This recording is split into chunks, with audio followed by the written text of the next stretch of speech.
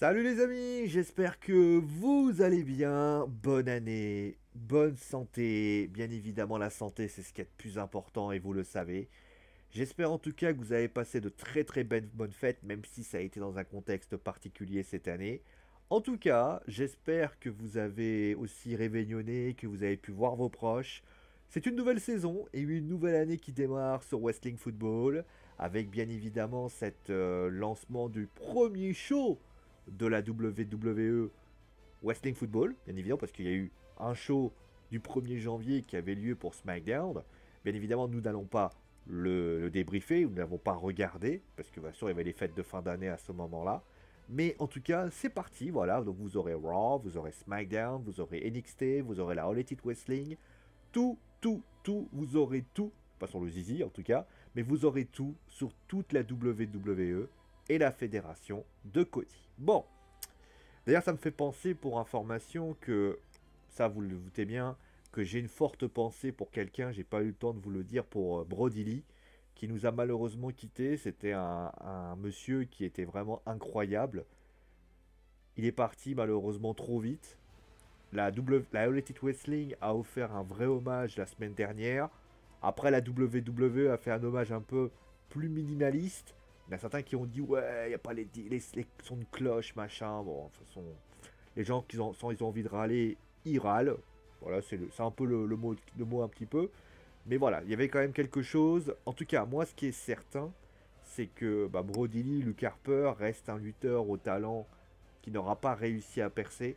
Mais en tout cas, moi, j'ai vraiment beaucoup de tristesse par rapport à ça. Bon, maintenant, nous allons parler bien sûr du show. C'était le show du renouveau. Souvenez-vous, quand la WWE avait vu les audiences de l'année dernière, enfin de fin d'année, ils avaient dit, attention, là, on a compris le message, vous n'avez pas le produit qu'on vous offre. On va vous faire un produit, alors pas le produit qu'on veut, le produit qui sera intéressant. Parce que moi, je pars du principe que ceux qui disent on veut ci, on veut ça, on veut ci, on veut ça, en fait, ce que vous n'avez pas compris, c'est que vous n'êtes pas au supermarché où vous. En fait, vous n'êtes pas sur Netflix où vous choisissez entre guillemets de ce qui vous plaît. C'est un programme qui finalement doit finalement convenir, doit nous donner envie de le regarder. Pas envie de le regarder par rapport à ce que vous regardez. Moi, quand je regarde un show de la WWE, la première chose que je me dis, c'est ce show de la WWE, il doit avant tout être divertissant. Mais divertissant, pas oh putain, si j'ai mes deux mecs qui vont s'affronter, ça va être trop bien. Non, c'est je vais passer un bon moment. Les choses vont me raconter, ils vont me raconter des choses. Je vais avoir des choses à expliquer. Donc, est-ce qu'ils ont réussi ce pari? Eh bien, on va tout de suite mettre les plats dans le pied dans le plat, puisqu'il y a eu un événement qui a eu lieu durant l'émission, c'est ça. Alors, on va parler, il y a le match juste avant, on va parler rapidement du match, qui était très bon. Un peu court, mais plutôt intéressant. J'ai plutôt apprécié voilà, la qualité de ce match, j'ai plutôt apprécié tout ce qui avait été donné. En tout cas, moi j'ai plutôt apprécié et j'ai franchement, c'était vraiment un très bon match, même s'ils ont voulu mettre la force de Keith Lee en valeur, c'était plutôt intéressant. Mais il y a eu ce qui s'est passé après.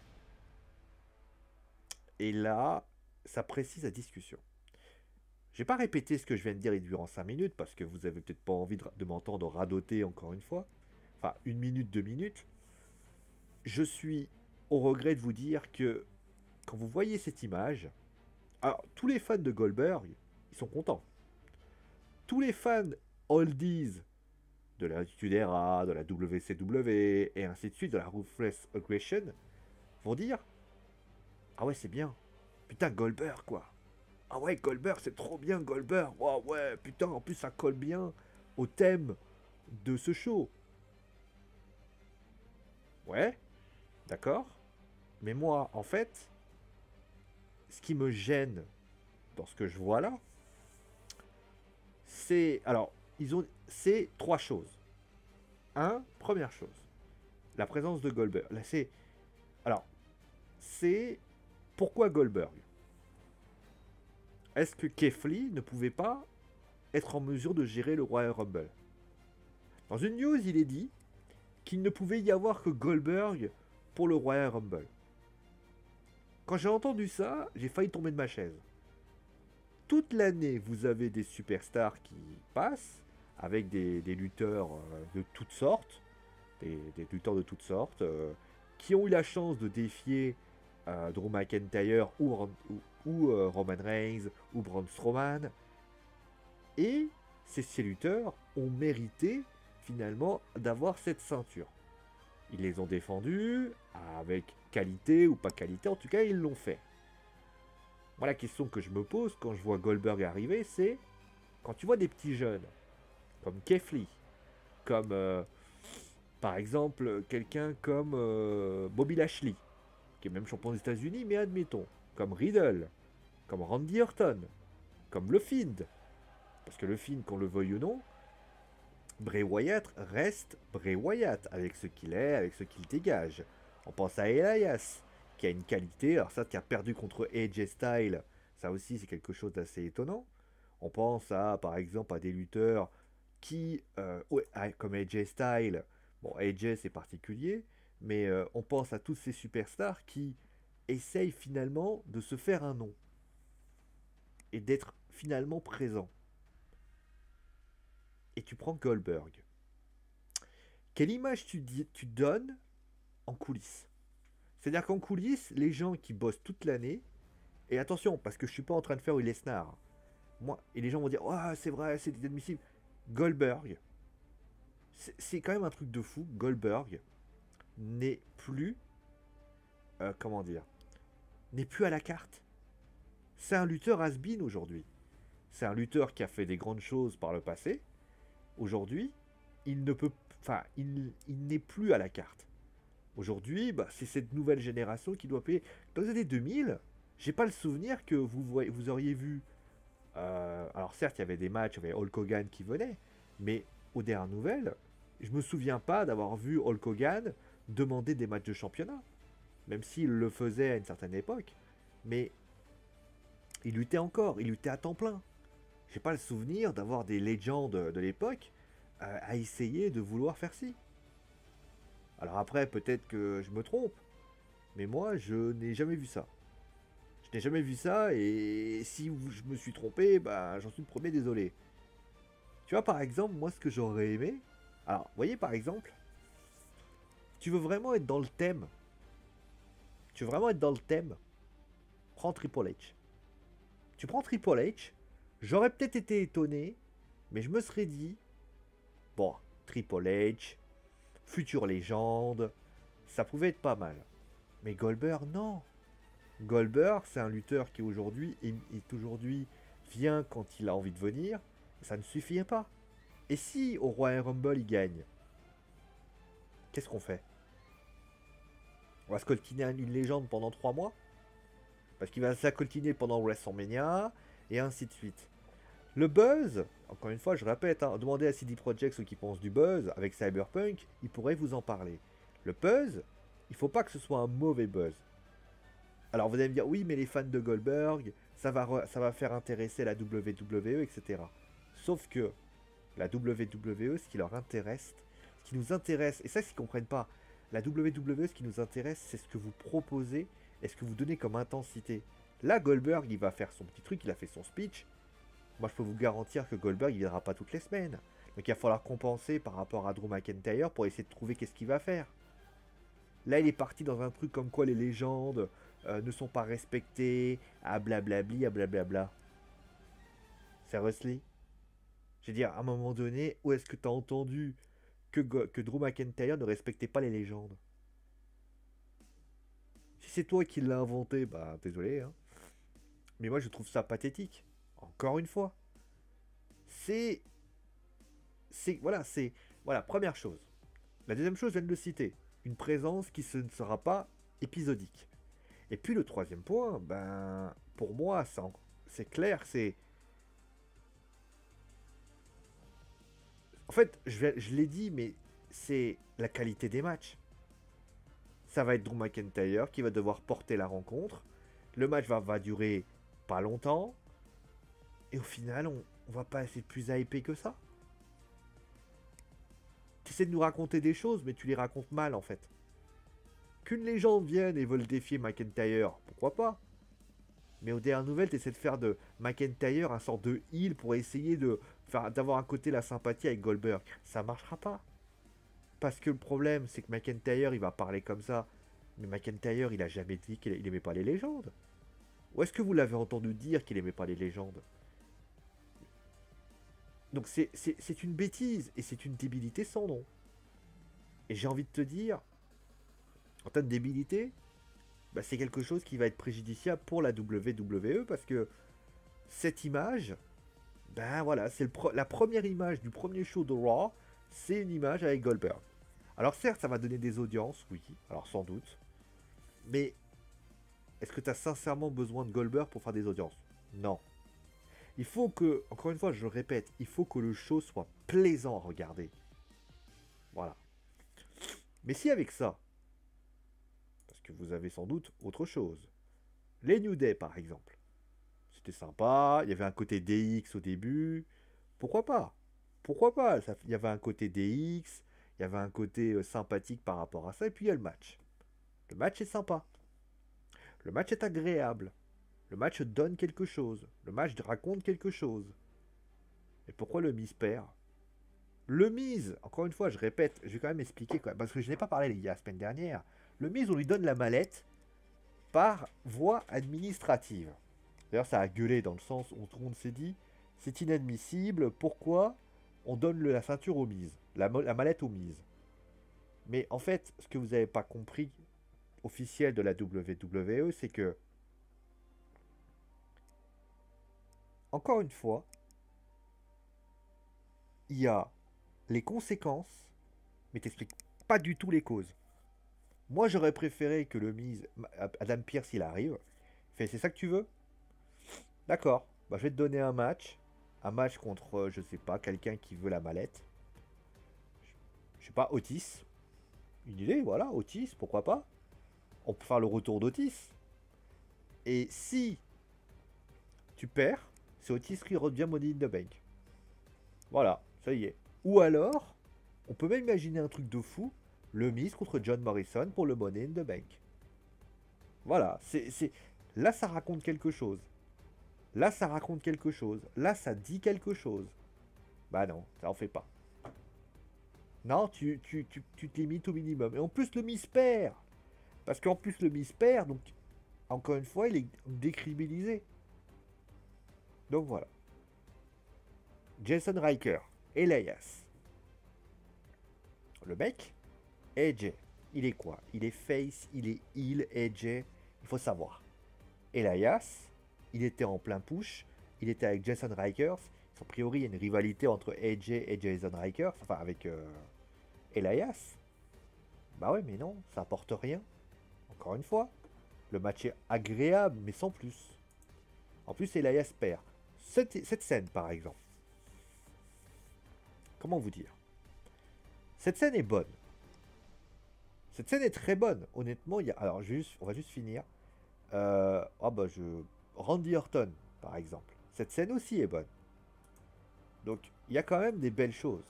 Mais, là, tu te rends compte que ces deux scènes... Alors, Riddle contre... Pour information, Riddle contre Bobby Lashley était pas mal. Dana Brooke contre et Shayna Baszler, pourquoi pas. La défaite de Shayna peut être discutable, mais pourquoi pas. Et donc, parlons maintenant de ce match. Ce match nous raconte l'histoire d'une fille qui en a marre de voir son père traîner dans ses pattes. Pourquoi pas? Ça raconte quelque chose. C'est bien raconté. Mais pour que ça soit raconté, il faut qu'il y ait des avant. Tout au long du match, tu vois Charlotte jouer avec son père. Pourquoi tu dis pas, Charlotte vient pas voir son père en disant, qu'est-ce que tu fais là? Reste en coulisses. Et elle perd à cause de ça. Et là, elle lui dit, dégage. Là, ça aurait été quelque chose. Voire même, on aurait pu imaginer par exemple une Asuka qui s'amuse avec Ric Flair. Et à partir de ce moment-là, tu as Charlotte qui voit ça, qui se prend le pin Et à ce moment précis, elle regarde Ric Flair et Asuka lui fait c'est ma faute, c'est ma faute. Et là, Ric Flair lui fait, et là, elle dit à Ric Flair dégage de mon business. Là, ça raconte encore quelque chose.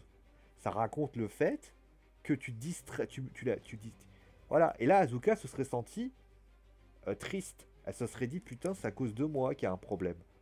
Et là, ça aurait raconté encore quelque chose. Et même, d'ailleurs, elle aurait pu aller en coulisses juste après en disant à Asuka écoute, on est là pour défendre les ceintures par équipe de la féminine, on n'est pas là pour rigoler. Donc t'arrêtes de rigoler. Si tu veux rigoler, tu me donnes la ceinture, on arrête les ceintures, on se sépare. Tu vois ce que je veux dire? Là, ça racontait quelque chose. Là, c'est fort. Parce que c'est quand même dur de voir une fille dire à son père dégage. Mais aux dernières nouvelles, c'est fort, mais ça ne, c'est pas fort au point que ça ne, tu te sens pas plus hypé que ça. Tu te dis pas dans ta tête, ah ouais putain. Alors c'est fort dans le sens où une personne qui est père de famille, une personne qui, mais il manque la cause. C'est dommage parce qu'il manque pas grand chose, mais t'es pas plus hypé que ça. Tu dis dans ta tête, ouais mais non, ouais mais non, je veux dire, je me sens pas hypé. C'est dommage. C'est dommage parce qu'il manque pas grand chose. Tu mets Asuka entre les deux, ça se règle. Tu vois Lacey Evans qui commence à jouer avec Ric Flair. Ça aurait dû être Asuka. Pourquoi Lacey? Non. C'était pas bon. Dommage. C'est dommage parce que on se... Quand je vois ça, voilà, c'est tout. Et en plus de ça, voilà, Ric Flair. Bon, après, Ric Flair lui attrape le mollet, oui. Il lui attrape le mollet, bon, admettons. Ce qui fait que finalement, Ric Flair. Et même, tu vois, il lui attrape le mollet. Parce qu'il y a cette image aussi, je l'avais oublié.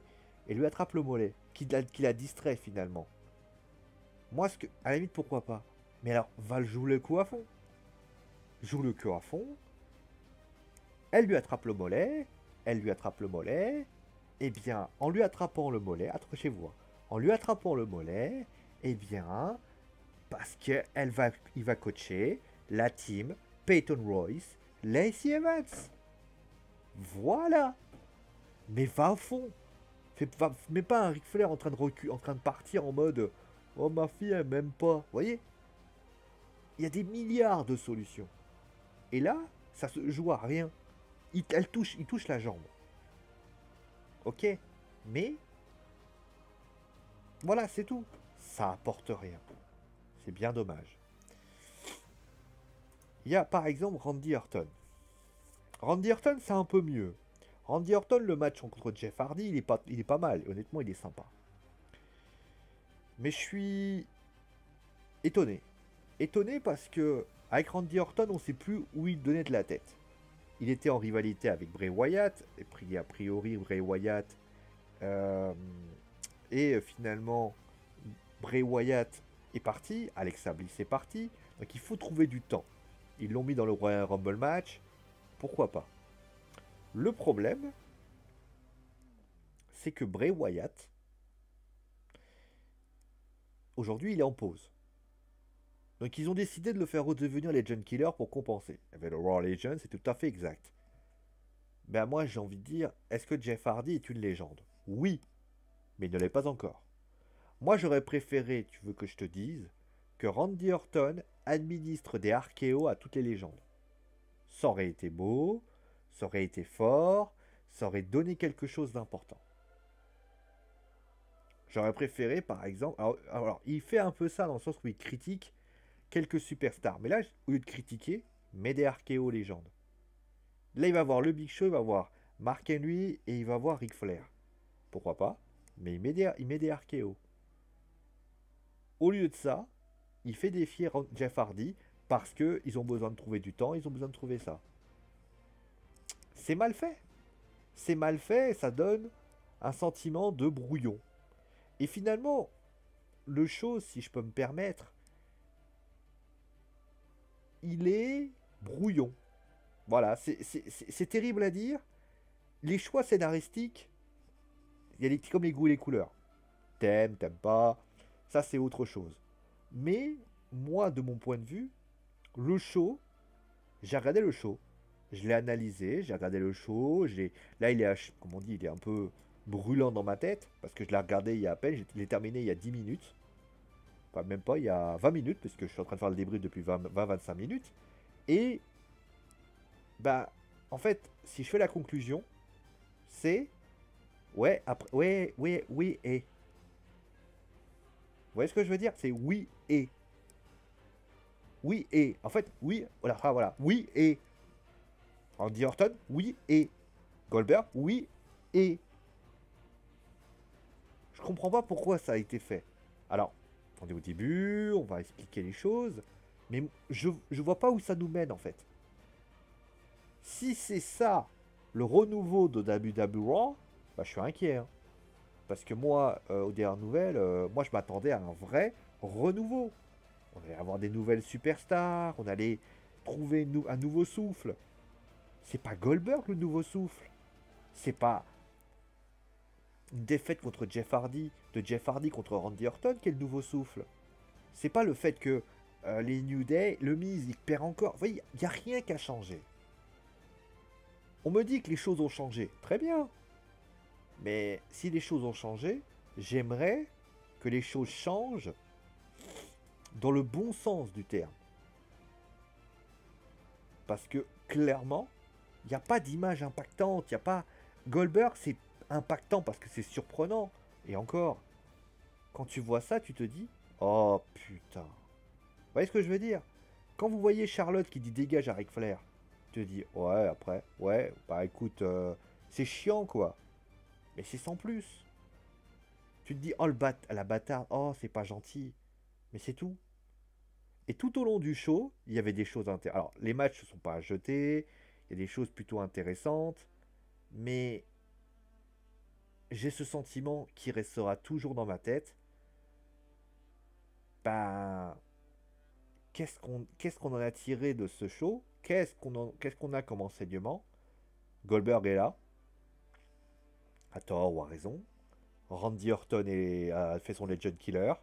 Charlotte a dégagé son père. AJ est en rivalité avec Elias, mais on ne sait pas trop où ça va nous mener. Les New Day, ils ont une rivalité avec le Miz, mais le Miz perd encore.